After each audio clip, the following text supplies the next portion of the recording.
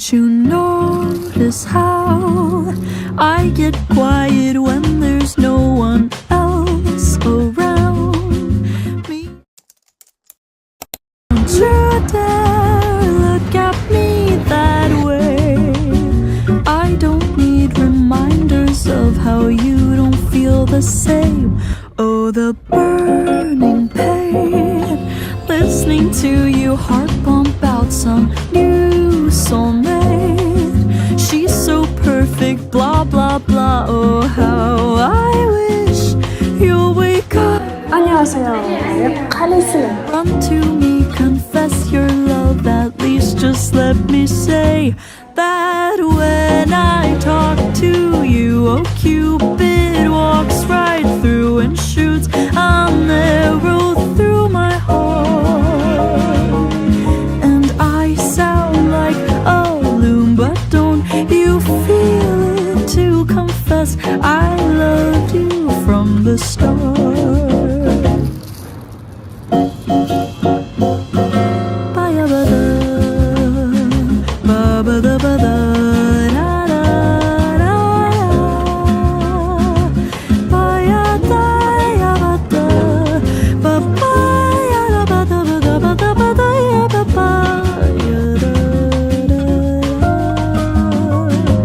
What's a girl to do, lying on my bed staring into the blue? Unrequited, terrifying love is driving me a bit insane.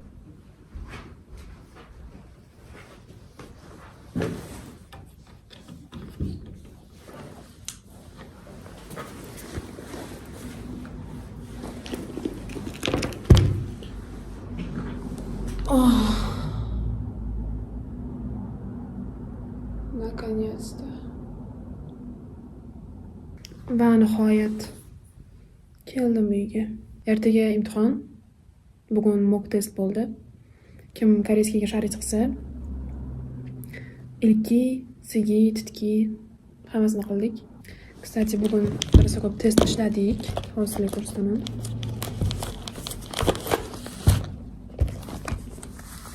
Ancha bilmasanglar kerak. Men anchadan beri koreyska o'qiyman. Topik imtihonini topshiraman. Bilmayman rezultat qanaqa chiqadi, lekin ja rezultatga unaqa umid qilayotganim yo'q. Unaqa bo'ladi-yu, shunaqa kutyapman javobini, ilohim zo'r chiqsin, baland kutyapman deyishadi. Menda unaqa narsa yo'q. Chunki birinchidan jarayon sizga bog'liq, natija esa sizga bog'liq emas. Shuning uchun meni fikrimcha qo'lingizdan kelgan hamma narsani qilishingiz kerak. Ekzamenda ham, tayyorlanishda ham, imtihondan oldin. Lutcha natijaga unaqa katta umid qilmagan yaxshi. Kutuvlaringizni oqlab bermasa, xafa bo'lib qolishingiz mumkin. Jarayonga qaytish qiyin bo'ladi. Shuning uchun iloji boricha jarayonga ko'proq urg'u berib, natijaga unchalik ko'p e'tibor qilish kerak emas. Chunki to'g'ri harakat qilasiz, ekzamenda shug'ullanasiz, testlarni yechasiz, boshqa qilasiz. Lekin qanchadir foizi sizga bog'liq bo'lmagan faktorlar ham bor. Ularni endi siz boshqara olmaysiz. Shuning uchun umumiy qilib aytganda natijada unaqa katta umid qilish kerak emas. Endi, конечно, opitni ustoz bo'lmasangiz, o'quvchi bo'lsangiz, shu taktika ishlash kerak. Mana ilki qog'ozi, titki, sigi. И все. Bu уже damashqalar. Ekzamindan oldin nimalar o'ylayotganimni aytmoqchiman. Ekzamindan keyin ham aytaman. Что haqiqatan shunaqa bo'ldimi, bo'lmadimi, shuni ham aytmoqchiman. Ekzaminda nimani kutaman? Точно anaqa qiyin bo'ladi, chunki yildan yilga qiynashib boradi deb ko'pchilikdan eshitganman va bu fakt. Oson bo'lib qolar endi. Kim biladi endi. Balki oson bo'lib qolar, lekin katta ehtimol bilan qiyin bo'ladi test. Oson bo'lsa edi, конечно, hamma topikdan 6 olardi.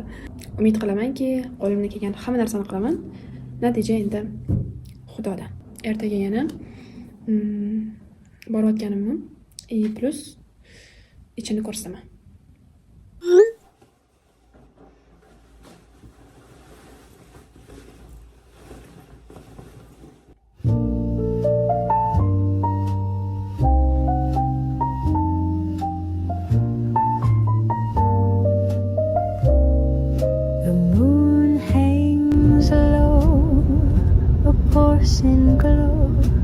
shadows stretch long where whispers go. A cafe hum, the world feels still. The clock moves slow against my will. Oh, moonlight espresso, bitter and sweet, where lonely hearts and midnight meet. The taste of longing, soft and deep. In moonlight's arms I'll fall, I'll keep a curl of stays, your silhouette. Hozir ekzamindan chiqdik. Нормально bo'ladi. Pretty lost but lingering there. Oh, moonlight espresso. Hammaga salom. Imtihondan keyin to'g'risi srazu video olishga holim bo'lmadi. Juda ham charchagandim. Plus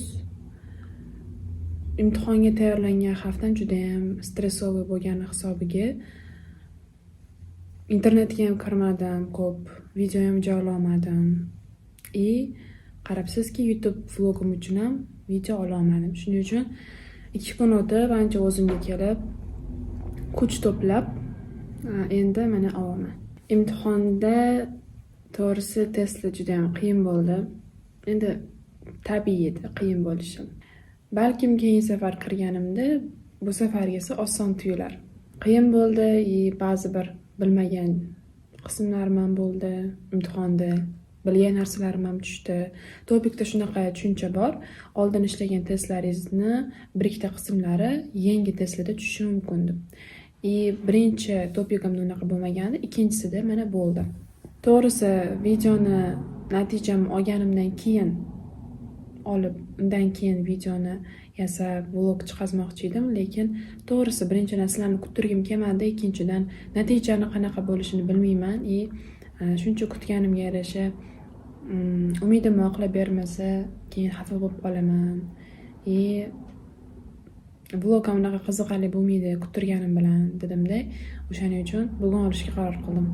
Topik javoblari 40 kunda chiqadi. IELTSga o'xshab unaqa 2 haftada emas. Imtihonda nimalar bo'ldi, qanaqa savollar tushdi, detalni to'xtalmayman. Agar qiziq bo'lsa, kommentariyada yozib qoldiringlar. Balkim alohida video qilib chiqararman, chunki har bitta savolni, har bitta bo'limda qanaqa savollar tushganini aytib bersam, to'g'risi video juda ham cho'zilib ketadi. Shuning uchun, ya'ni mock va imtihon kuni vlogi bo'lgani uchun iloji boricha qisqaroq soddaroq qilishga harakat qilaman. Yaqin kunda imtihoni borlar uchun va tayyorlanayotganlar uchun men qisqa o'zimni xulosaviy gapimni aytmoqchiman. Imtihoningizgacha yaxshilab tayyorlaning. Birinchidan siz pul to'laysiz, unga vaqtingizni sarflaysiz. Nafaqat pul bo'yicha, balki eng qadrli, qaytarib bo'lmaydigan narsa bu vaqtingizni sarflaysiz va energiya. Buni ham tiklash juda ham qiyin. Juda qimmatli resursingizni sarflayapsizmi? Shunga yarasha harakat qiling. Harakatingiz bu siz uchun, o'qituvchingiz uchun, ota-onangiz uchun emas, balki harakatni o'zingiz uchun qilasiz. Harakat qiling. Bir marta o'xshamasa, ikkinchi marta o'xshaydi. Ikkinchi marta o'xshamasa, uchinchi marta o'xshaydi. Xuddi ustozim aytganlaridek, birinchisi degani bu oxirgisi degani. Ya'ni birinchi topshirgan imtihoningiz bu oxirgi topshirgan imtihoningiz degani emas. Keyingisiga yana topshirib, boshqa yuqoriroq ballni olishingiz mumkin. Vlog shu joyigacha edi. Tomosha qilganingiz uchun rahmat. Agarda vlogim yoqqan bo'lsa, like bosing va menga obuna bo'lib qo'yishni unutmang. Video qiziqarli bo'lgan bo'lsa, kommentariyada fikringizni yozib qoldiring. Shunga qarab balkim vloglar tez-tez olib turarman. Hammaga xayr.